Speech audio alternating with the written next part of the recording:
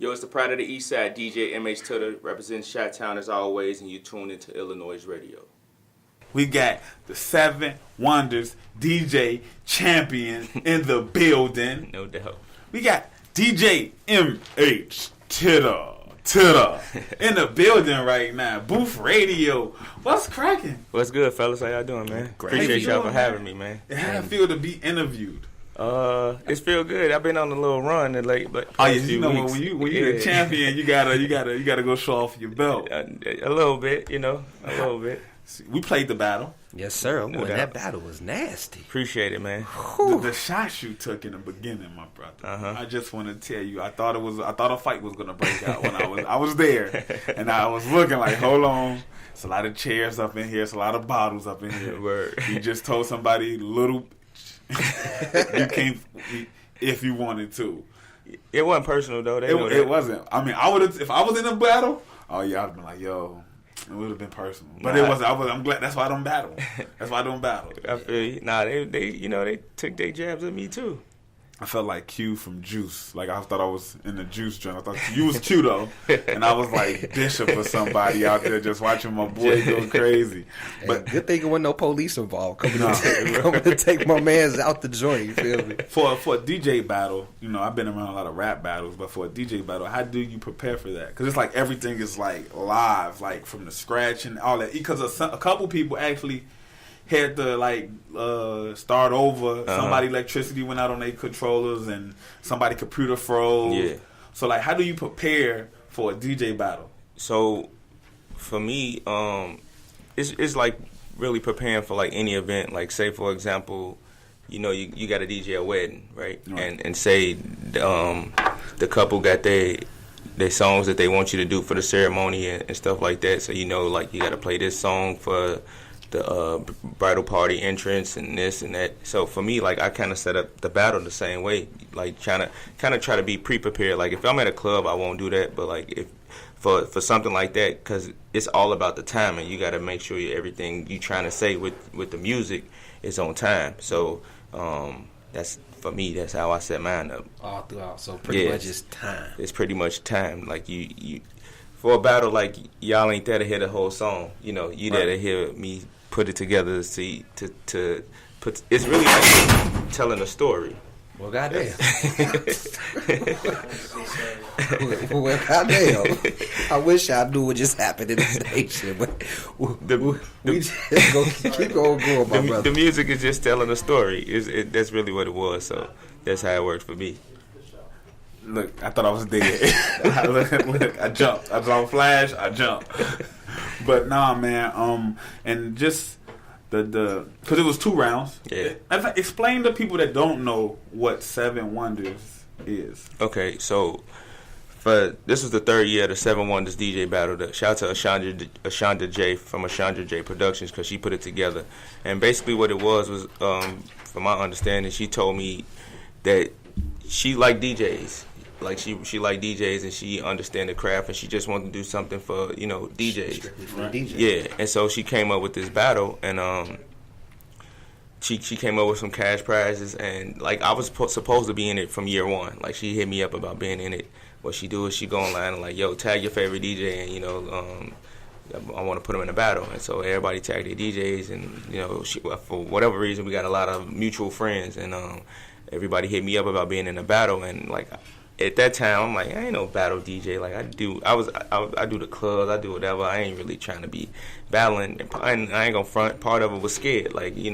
This a different realm. You don't want to embarrass yourself. So right. I ain't do it the first year. Second year, again it came around and she was reaching out to people, and she hit me up and I'm battled with myself and I said, what I got to lose? If I lose, I lose. It is what it is. So I got in it and I lost. Shout out to DJMH2DA because she won last year, and it didn't getting in it and losing for it was a few complications that came with it, and not to make no excuse, I lost, but I thought it would be. Yeah, I didn't think it would like affect me afterwards, right? I thought like it's a battle or whatever. I couldn't sleep like for days, like, and I'm like, yo, what's wrong? They hunted you, huh? Yeah, and it was like, and I'm like, oh yeah, I wasn't able to get the people the best version of MH2DA that I could. I knew I'm a lot better than what they saw. So I immediately said, yo, I'm getting back in next year. And I went on my show the next couple days, like, yo, shout out to Gemini Jones. She coming in for an interview, but I'm going to keep it 100. I'm going back next year, and I'm winning.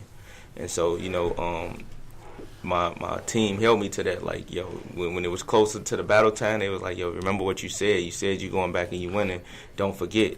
So, I went back. But it's 2 rounds. The first round, what we did this year was we get the rules prior. Okay. So the first round was 6 minutes, and it was all Chicago music.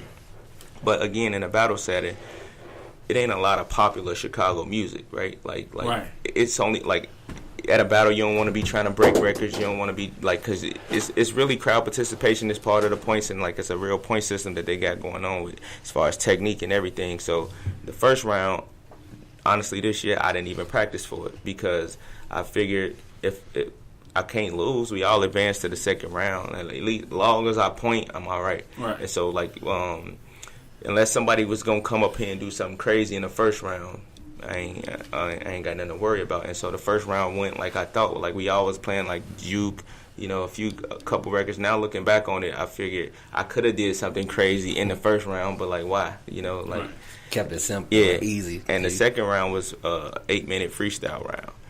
And so for me, again, I had the most experience. I was in it last year. I don't know if these other DJs battled before, but I knew what to expect this year.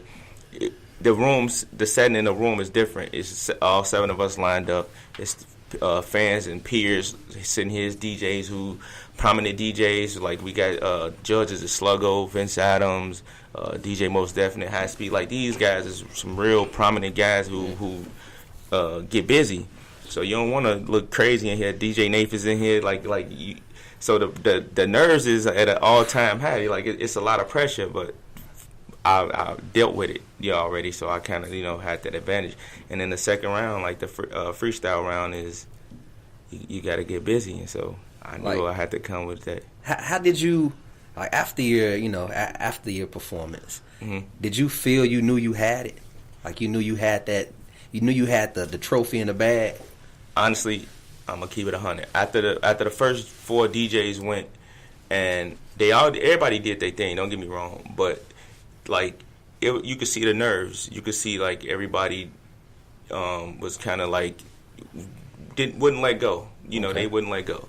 And for me, I decided that I was gonna have fun, regardless if I won or lost. So I interacted with the crowd. I'm jumping up and down. I'm acting a fool in that, right? Like, even when I'm talking to the other DJs with the music, like, I'm pointing at them and, like, really, like, performing as well. So after the first 4, and I saw that they didn't do that, I'm like, okay, I'm finna go crazy in here, and hopefully the ones after me gonna really be nervous because they gonna feel like they gotta top me. And that's exactly what happened.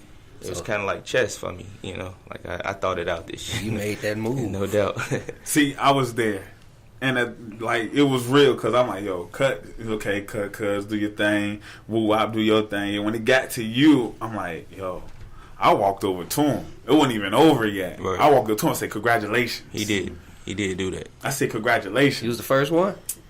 Look. About your seat. Like, hold on, bro. I wasn't even sitting down. I was up. Congratulations. I jumped all the way over to be right next to him to feel that energy. Congratulations. Some dude went after him next, and it was like, dude, like, I would have just packed up my bags and left after that if you was going to do that. No disrespect to him. But, I had got word because my homie Smash Cash. Shout out to Smash. Shout out to Smash Cash and shout out to Raw. But Smash Cash like, yo, MH finna go crazy. I've been getting on his nerves for the past year. I've been rubbing this in on him for a past year. I say, yeah, I know he finna mess with him because you get irritating after 3 days straight. Like, you can't mess up around Smash Cash. Word. Because he gonna hold you to it. And you said you lost the first year. Uh-huh. I didn't hurt. This was my first time hearing about the 7 Wonders DJ battle. So the first year you lost, like, a lot of players and a lot of athletes, they look at film or, they know what you know, what they did to lose and what they had to work on. What you feel that you had to work on in this competition? Well, it ain't okay. So when I lost, again, not to make no excuses, my laptop was dead. Like I lost my laptop. I didn't get it back to the week of the battle, right? And then I hadn't been practicing on my turntables. Like I took my controller, so I felt like coming in that battle scene when you got a controller and all these guys got turntables, you already behind the 8 ball, right? Because again, these prominent DJs in the room looking at you, and these DJs who own their turntables getting busy. So it's like, yeah, you pushing this button, so what? You know what I'm saying? But that was my fault because I was comfortable. That was again me being in my comfort zone. So once I lost, that's when I went all turntables again. Like I barely used my controller. I just wiped the dust off of it yesterday to teach one of my young guys who are trying to come up. Because I don't really use it no more. Only if I go to like a wedding or something that I gotta be, you know, more compatible. Yeah. But even to the club, I'll take the turntables now. Hey, so pretty much just in general, the first competition put you in a whole nother mind state where it changed the way you DJ. Yeah, it woke me up. I was always doing my thing, but the battle was like, yo, nah, you too comfortable. Like you think you got it, you ain't got it.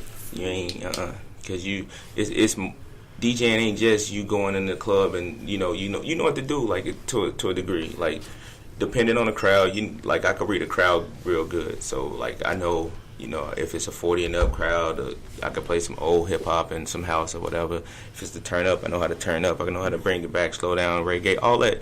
That's easy, right? The battle is out my comfort zone. So once I got a taste of that, it was like, I want to be ready for everything. And the whole year's like God was really putting me in testing my skill level to make sure I was going to be able for everything. Like I've DJ'd a Mexican wedding where I played nothing but Mexican music. Wow. I've DJ'd a Greek birthday party where I had to play Greek music. Like, so it's been some events that test me as a DJ, and when I'm done and then people like, yo, you did your thing, it's like, yeah, I got it. How do you, because you said a whole Mexican party. We're friends, you know, of different ethnicities. Oh, you asked them what's the cuts? Yo, I need the music because I got this event. Now, it still don't help because you got to know, you know, what to play and when to play it. But, you know, I asked the questions, yo, what's the hot joints they got and should I play this, you know, right away? And so I kind of got a little help with it. Okay. But, you know, during the event, it ain't just all like bachata and all that. Like, they like everything. So I was able to go in between from, you know, bachata to hip-hop to, you know, pop music to everything. So, yeah. Okay. So, my bad to jump in. So, the big man himself, my man's just hit me up. Okay. And, you know, he wanted me to shout you out. You know who Elliot is. Yes, sir. Shout out my man, DJ Epidemic. Yes, sir. DJ Epidemic just hit me up and said, shout out the champ for coming through and blessing us with a dope interview. But, you know, I want to take it back to the beginning. What really got you interested into DJing? That's a good story. So, January of 2004, I lost my brother, right? Okay. And I always wanted to DJ, like, as a kid. Like, my mom used to have these house parties that we wasn't supposed to be at. Like, I was supposed to go to her neighbor's house, to a friend's house. And the friend brought us home, not realizing that it's a party going on at our house. And, you know, my mom just, like, made us go to bed. Well, her friend was a DJ. And so I used to go and me and my brother snuck in this party. We not supposed to be out in this party, but we in the thick of this party. My uncles don't care, like I'm dancing, but I'm really intrigued with him DJing. I wanna do it, and you know the equipment at that time was probably about $5,000. Like you better not touch this, you know. So but I just always was interested in it, and when I lost my brother in 2004. It was kind of like I was in a bad place, like depressed, didn't know, you know, grieving, didn't know, like, man, what's next, you know? And 2005, I moved out, and me and my roommates at the time, we used to throw these parties at our crib. And our basement, we used to have like 200 people in the basement, no lie, free liquor, everything. Like these some epic parties. People in the city know who used to be there. They still talk about it, right? We never got a DJ though, right? So one day I just woke up like, yo, I'm about to go buy some equipment. And they like, yo, why? I'm like, I'm a DJ. the next party we have, I'm going to be the DJ there. They like, okay, cool. So I go buy this equipment. I remember it's a Newmark dual console CD player thing, and I DJ'd on it. I'm in the basement practicing every day, getting ready like for this birthday party that we about to have for one of my friends. And once the parties start, I DJ. And after the party, everybody like, yo, you was killing it. Like, I'm like, yo, for real? They like, yeah. Just so happened one of my mans was in the building who was shout out to Paris from Guest List Entertainment. He was a promoter and doing parties downtown. He like, yo, we should, start doing parties together. I just got a plug on a Dragonfly downtown. Remember Dragonfly? Yeah, I had my first party when I moved to Chicago at Dragonfly. Word. So he like, yeah, I got a plug at Dragonfly. So we go down there and we talk to the guy. And he like, yeah, come on. And my first, I instantly got in a club and DJing. And next thing I know, I'm in a club every week. After probably was DJing at that time barely a year, and I'm in a club every Friday with some of the best DJs in the city. I ain't gonna say I was great, but I held my own to the point where I started building a name amongst the DJs and the promoters in the city. Where I was at the Victor Hotel every Friday night. Shout out to Triple T. I was at Religion. I was at all the Green Dolphin. You name it. Like I was at a different club every 3-4 nights a week at that time. So back to MH, man, because you do a lot, I try. You do a lot, man. You like the entrepreneur around here, DJs, bro.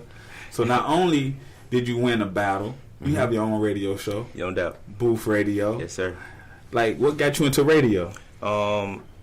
So I started at Urban Grind TV about 4 years ago, and we got the TV show, and we started a TV show.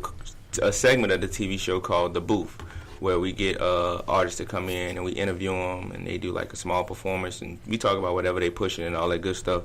But at the end of it, they all went in the booth and kicked the 16 to an instrumental that I picked, and we did like 3 or 4 episodes of that, but we weren't at our studio, so it was kind of like tough booking the guests along with having the studio free for us to film.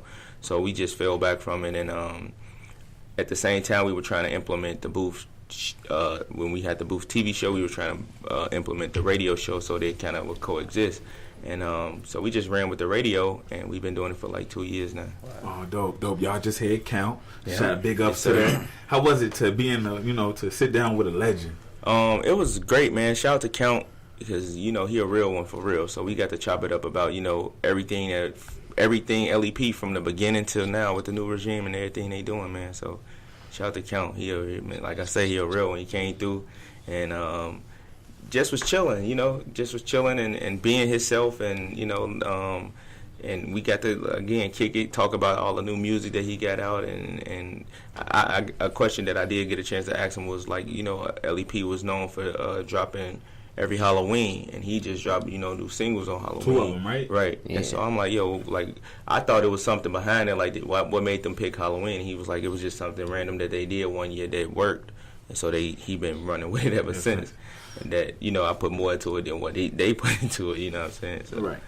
And then not only do you have the radio show, you got this thing that you do once a month called Daycation. Yes, sir. Now, for those that don't understand what Daycation is, let them know. So in May, I got a chance to go DJ in Mexico, and that was my first out of the country DJing event. And so my birthday was like the following month, and I'm like, I want another vacation though. Like I want to do something. I'm like, well, if we can't have a vacation, we can at least have a daycation where we can just chill and take your mind away from everything. And so that was the theme for the birthday party this year, and we had a ball. You was there, I was there. It was lit. We had a ball. Shout out to everybody at Velvet Lounge, and shout out to my partner Wild Smash Cash for always rocking with me and all that good stuff. And everybody, the turnout was so dope that everybody like, yo, y'all need to do that again. So we did it again in July, and the turnout was good. And we've been running with it once a month ever since, to the point now the owner from Velvet hit me like, yo, y'all coming back this month, right? Yeah. I know a lot of day parties stop after September. Yeah. Y'all still rocking. And we in November. No doubt. What made y'all keep it going even during the winter? Because it's we finna pop out and it's -1 outside. Because everybody else stopped. They got to go somewhere, everybody, still like to hang out. And for me, day parties is so dope. When you party early, Like, not to sound like I'm old and can't party late, but when you hang out early, like, but you look up after we leave out at about 8, 9 o'clock. You look up, you didn't win at 8, and you didn't did something else. You get home, it's like 12, 1 o'clock. You wake up like, yo, ain't no hangover, ain't no, all that druggy feeling. So why not? And they've been working. So shout out to everybody who's been coming to the vacations, man. Yeah, shout out to vacation. I'll be seeing it all over social media, like vacation. I'm like, that's a dope title. Word. And some people been, biting the title a little bit, but I'm not a hater. Thank you, because it's promotion. That's what I was going to say. When you're doing something good, take it, run with it, promote it. He just called some people out earlier on Instagram. I saw it earlier. You just called some people out, like, get some, what you say some when you duplicates? Yeah. Oh, yeah, with the cover art. Yeah, I've been, like I said, when you're doing something good, people take notice and they bite, they bite a little bit. Run with it. Thank you. You also work with artists. Yes. As a DJ, one of the artists you work with is Kay Valentine. Yes. Man, tell us about what she got going on, and how did that partnership come together? So shout out to Kay Valentine. She just shot a video for the Foreplay record off her album. She did a Foreplay remix with Twista, and they just shot the video Monday actually. So shout out to Kay, and she's in the studio working on her next album as well. We linked up because Kay was I told y'all about the Booth TV show. She was the first female to ever come through there. She was actually the only female to ever come through, and so that was my first time meeting her. I seen a video of she did the Chirac remix when everybody was doing the Chirac remixes. She did hers, and I really liked her twist on what she did with it. And I invited her out to the show, and she came, and we just chopped it up and hung out. And from there, once we started the radio show. Again, I reached out to a lot of females. No shade, but she was the only one to always respond and come through or whatever. So she came through, and again she killed the booth, and we chopped it up, and we actually had a booth showcase that we did, and she came and she performed, and I was able to perform her set for her. And when it was over, she was working on the album and stuff at the time, and when it was over, I'm like, yo, you killed it, and she like, no, thank you, like you did a dope job, like And I'm like, okay. So I hit her the next day, like, yo, when you finish the album and you go on tour, I'm going with you. Like, I'm gonna be your official DJ. And she speak it into existence, right? And so a few months later, she was performing, and she like, yo, you still want to be my DJ? And I'm like, let's get it. And, so we've been rocking ever since. So mostly though right now is the local shows, because a lot of times when she flying and going all around the country, it's through the label and stuff. Right. So. But right now, I got a chance to rock out with her at the Metro and a couple of other dope venues. So I want to ask you, what's your most memorable performance with Kay? Oh, that's a tough one. The Silver Room block party we just did in Hyde Park over the summer, because that was the one that was everybody, I mean, we always rock at home, but this is the middle of Hyde Park. I'm from the east side, so a lot of people from the neighborhood really get to see me on stage with her, and she's just so dope, and the stage, it's 3 stages set up, but they not by each other, so whoever really killing it is drawing a crowd, and her stage presence is so dope that she, everybody came to see her rock out. We probably had about 25,000 people standing in front of her, and she get off the stage signing autographs and stuff, and it was whoa, she really a superstar in the making.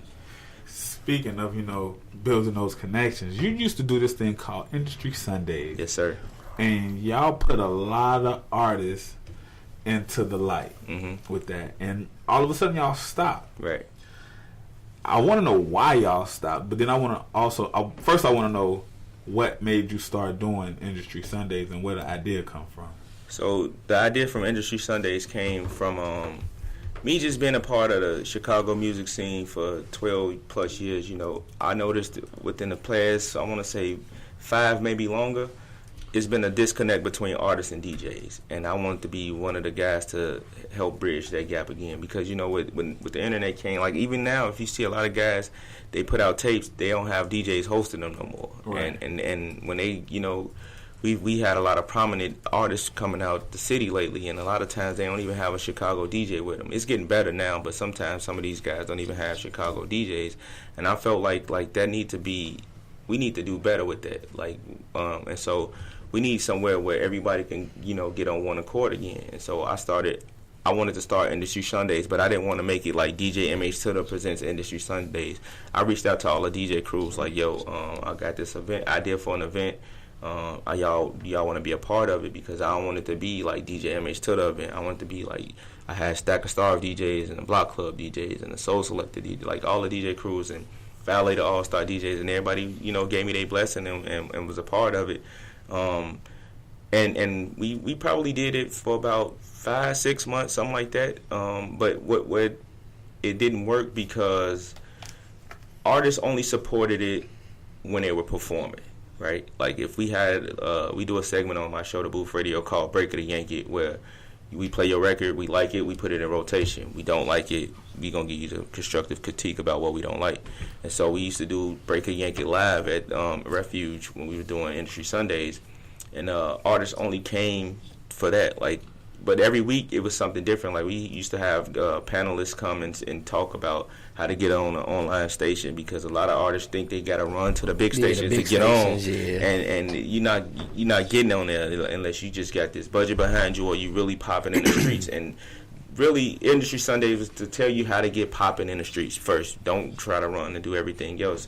If you popping here, they gonna come get you. So they never came for the information, and from getting on the shows to learning about marketing and learning about how to collect revenue from your from music and everything. Yeah, everything. And they never came for that. Like those are the lightest nights we had, where it's just the people who were hired and the staff from the venue.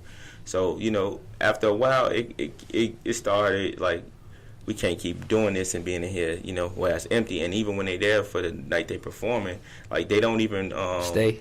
They don't stay, and they don't even promote it. Like they promote it like, yo, I got a show tonight. Y'all come. The night of. It's it's like, yo, and we've even had some, and I won't say their name, but we even had we did it like we would do Break It or Yank It one night a week. One week. What will be like an R&B night where we have some of the best R&B talent come out, and shout out because we had some real dope talent come. And y'all did it every Sunday. And we did it every Sunday. It wasn't just like once a month. It was weekly. So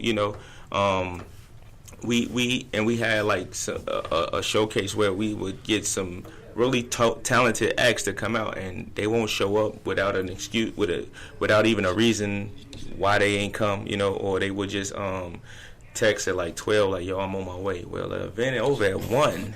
So what time did you think you was going to be able to get? Like, for me, like, have some professionalism about yourself. But it taught me something. It taught me that, everybody don't really take this serious. Everybody don't really want this. They like the idea of it. They like to look cool for social media, but they don't really understand and respect the grind that it takes. Because when you got people who taking their time out to help you, because what do I get from it at the end of the day? I don't get nothing, you know what I'm saying? But besides the fact that I could say, yo, I remember he was on this stage, and to see him now, like, salute to him, because he got on this grind and did what he was supposed to do.